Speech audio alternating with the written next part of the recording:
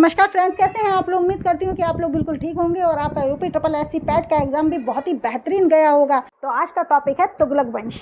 तुगलक वंश के बारे में आज हम जानकारी इकट्ठा करेंगे। 1320 से लेकर 1412 ईस्वी तक जिन्होंने दिल्ली की सत्ता पर राज किया। ये दिल्ली सल्तनत का तीसरा राजवंश था। तुगलक वंश की स्थापना गयासुद्दीन तुगलक ने की। तो चलिए चलते हम पहले टॉपिक की तरफ। आपका नंबर 1 है गयासुद्दीन तुगलक और मोहम्मद तुगलक में क्या संबंध था। इसमें और इसमें संबंध क्या था कि ये आपस में कौन थे। दोनों में से नंबर 2 है आपका, दोनों में से कौन सफल शासक था। नंबर 3 है आपका, दोनों में क्या समानताएं थीं और क्या अंतर थे। इन दोनों में समानताएं देखेंगे हम और क्या क्या इन दोनों में अंतर थे। नंबर 4 रहा आपका, मोहम्मद तुगलक की नीति क्या थी। तो आज हम इसी के बारे में बात करेंगे। ये है आपका तुगलक वंश। तुगलक वंश। तो लेट्स स्टार्ट। चलिए स्टार्ट करते हैं।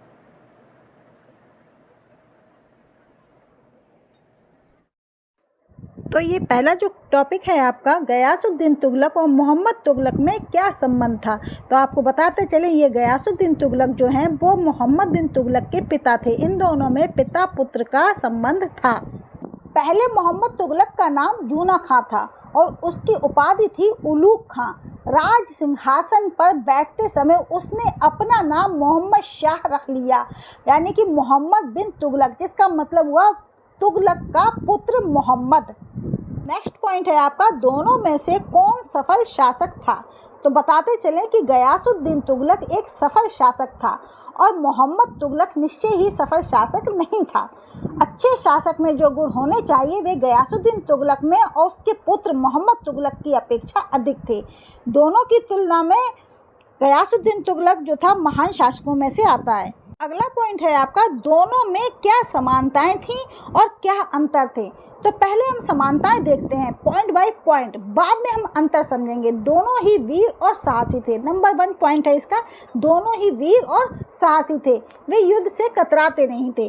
अच्छा, दीपालपुर के हाकिम के रूप में गयासुद्दीन ने मंगोल आक्रमणकारियों का अनेक बार सामना किया और उन्हें पराजित भी किया। तो फ्रेंड्स, आप चाहें तो ये नोट्स भी कर सकते हैं कि गयासुद्दीन जो था वो दीपालपुर के हाकिम के रूप में मंगोल आक्रमणकारियों से कई बार लड़ा। मोहम्मद तुगलक ने भी कई युद्ध लड़े और हमेशा उसमें उसने सफलता भी पाई। अगला पॉइंट आपका हो जाएगा शासन प्रबंध में कुशल। दोनों ही शासन प्रबंध में कुशल थे। किसी सीमा तक मोहम्मद बिन तुगलक अपने पिता की अपेक्षा कहीं अधिक अच्छा प्रबंधक था। नंबर 3 आ जाएगा आपका, पॉइंट हो जाएगा नंबर 3, धर्मपरायण। पहले तो आप धर्मपरायण समझिए, ये धर्मपरायण है क्या।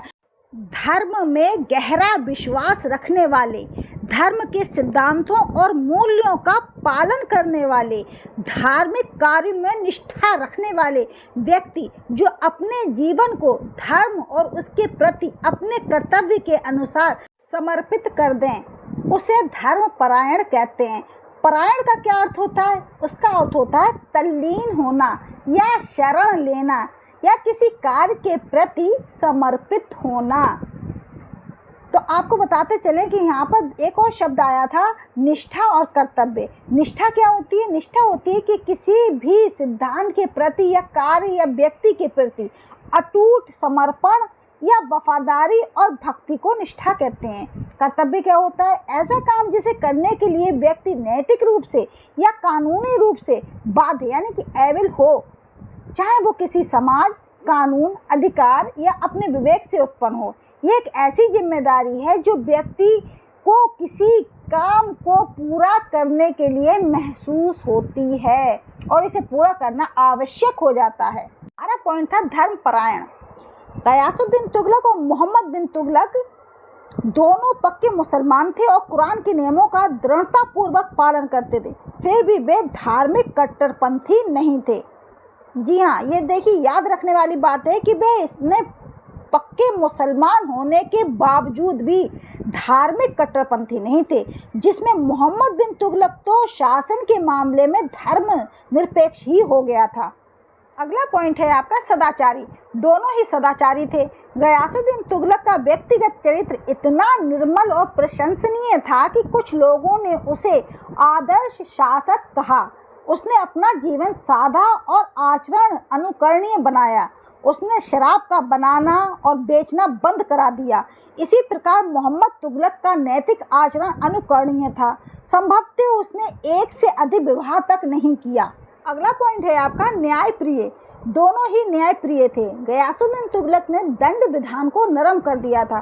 शारीरिक कष्ट केवल चोरों और सरकारी धन का अपहरण करने वालों को ही दिया जाता था, जबकि मोहम्मद तुगलक दंड के मामले में कठोर था, या कह सकते हैं आप कि वो क्रूर था।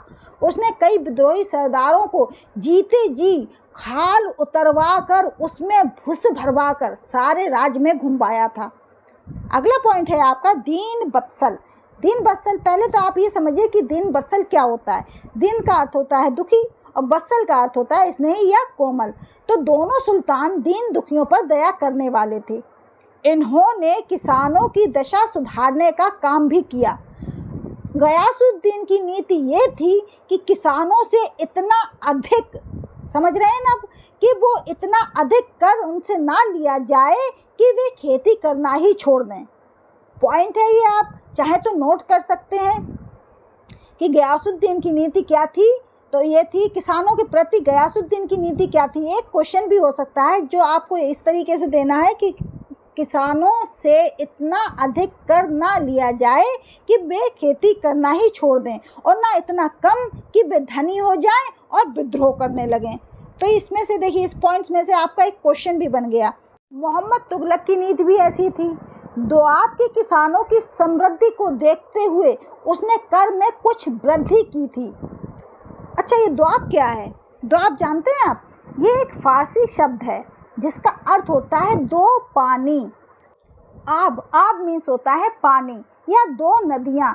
दो नदियों के बीच की उपजाऊ भूमि के क्षेत्र को, जैसे गंगा यमुना नदियों के बीच का क्षेत्र एक प्रमुख दोआब है। ये कर अनुचित नहीं था। जो इसने ये कर लगाया था दोआब के किसानों पर, यह अनुचित नहीं था, परंतु उसी वर्ष अकाल पड़ गया और इस अकाल के पड़ने के बाद भी सरकारी कर्मचारियों ने कठोरता से कर वसूल किया, जिस वजह से मोहम्मद बिन तुगलक का बड़ा अपयश हुआ। ये थी इनकी समानताएं। अब जानते हैं इनके अंतर के बारे में। तो शिक्षा जो है विशेष अंतर है। गयासुद्दीन तुगलक विशेष पढ़ा लिखा नहीं था, परंतु उसमें व्यवहार बुद्धि खूब थी।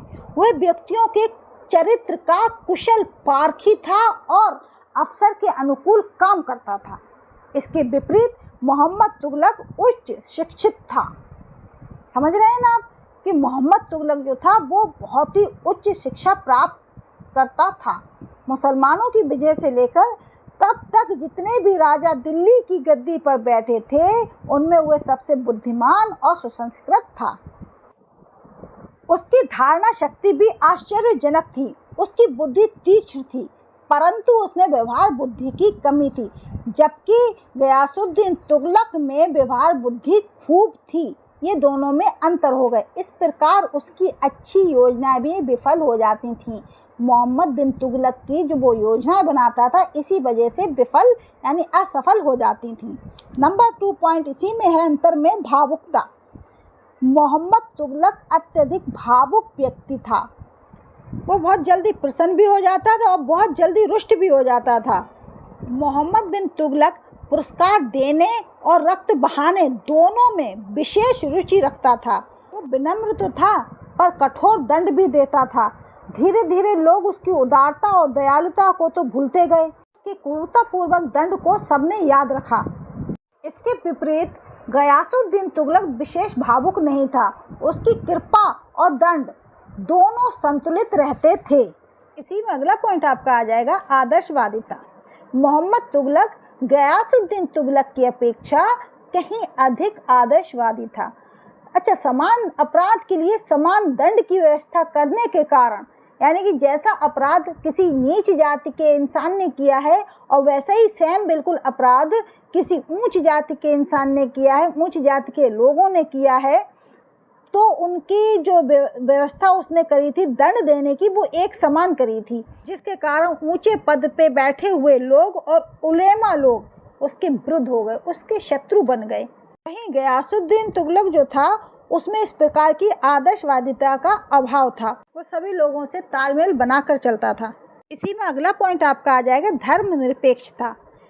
गयासुद्दीन तुगलक और मोहम्मद बिन तुगलक दोनों ही पक्के मुसलमान थे, जैसा कि मैं अभी आपको इससे पहले भी बता चुकी हूँ, वो लोग पक्के मुसलमान थे। गयासुद्दीन उलेमा वर्ग को प्रसन्न और संतुष्ट रखता था और राजकाज में उनकी बात भी सुनता था, जबकि मोहम्मद बिन तुगलक ने शासन को धर्म से अलग करना चाहा, जिसकी वजह से उलेमा लोग उसके विरुद्ध हो गए। इसी में अगला पॉइंट है आपका अनुभव का लाभ, यानी गयासुद्दीन तुगलक वृद्धावस्था में सुल्तान बना था, जबकि मोहम्मद तुगलक युवावस्था में ही राजगद्दी पर बैठ गया। तो गयासुद्दीन तुगलक ने राज्यभार संभालते ही इतनी योग्यता और दृढ़ता से काम लिया कि लोगों ने समझा कि अलाउद्दीन फिर से जीवित हो गया।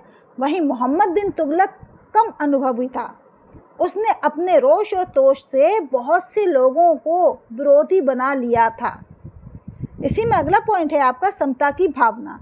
मोहम्मद तुगलक ने नीच लोगों को ऊंचे पद दे दिए थे, जैसे अजीज़ कुम्हार, फिरोज नाई, मलका बावर्ची, लद्दा माली और मकबूल गवैये को जाति या कुल का विचार किए बिना योग्यता के आधार पर सरकारी नौकरी दी। और वो समय ऐसा था नहीं कि नीच जात के लोग ऊंचे पद पर बैठें, आप समझ रहे हैं ना।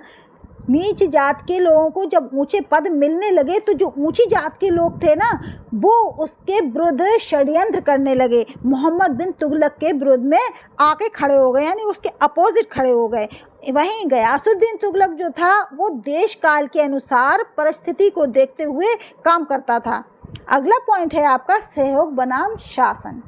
गयासुद्दीन ने अपने साथियों का सहयोग प्राप्त किया, वहीं मोहम्मद तुगलक ने अमीरों और सरदारों का सहयोग प्राप्त करने की बजाय उन पर शासन करने की कोशिश की।